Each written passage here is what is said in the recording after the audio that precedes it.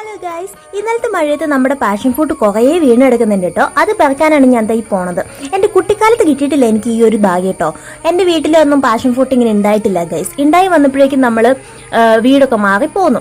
അങ്ങനെ ഞങ്ങൾ ആറ്റുനോറ്റ് ഉണ്ടാക്കിയെടുത്തൊരു പാഷൻ ഫ്രൂട്ടാണ് ഈ കാണുന്നത്. കുറേ കഷ്ടപ്പാടുണ്ടായിരുന്നു ഗൈസ്. ഒരിടയ്ക്ക് ഇത് ഉണങ്ങിയൊക്കെ പോയി. അത് കഴിഞ്ഞിട്ട് അമ്മ അത് സെറ്റപ്പാക്കി എടുത്തതാണ്.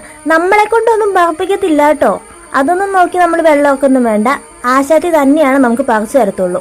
അതിനുള്ള അവകാശം അമ്മയ്ക്ക് മാത്രമേ ഉള്ളൂ കേട്ടോ. അപ്പൊ അമ്മയാണ് എനിക്ക് പറിച്ചു തന്നെ. ഞാൻ പെറക്കിക്കൊണ്ടിരുന്ന് കഴിഞ്ഞപ്പോഴേക്കും ഞാനൊന്ന് കുനിഞ്ഞതേ ഓർമ്മയുള്ളൂ. ഇവിടുത്തെ പൂച്ചക്കുഞ്ഞ് വന്നിട്ട് എന്റെ തോളത്ത് കയറിയിരുന്നു ഗൈസ്. അപ്പൊ അതാ നോക്കിക്കേ, എനിക്ക് കുറേ പാഷൻ ഫ്രൂട്ട് ഇപ്രാവശ്യം കിട്ടിയിട്ടുണ്ട്. ഇതുകൊണ്ട് എന്താ ചെയ്യേണ്ടതെന്നൊന്നും എനിക്കറിയില്ല. ഇവിടെ ഞാൻ പെറക്കി വെച്ചിട്ടുണ്ട് കേട്ടോ. അപ്പൊ ഇതുകൊണ്ട് എന്താണ് ചെയ്യേണ്ടതെന്ന് റെസിപ്പി ആർക്കെങ്കിലും അറിയാമെങ്കിൽ ഒന്ന് പറഞ്ഞു തരണേ. അപ്പൊ ഞാനിത് ഇത്രയാണ് ഞാൻ പെറക്കി എടുത്തിരിക്കുന്നത്. ഞാൻ എന്തോരം ഞാൻ അവസാനം കാണിച്ചു തരാം കേട്ടോ.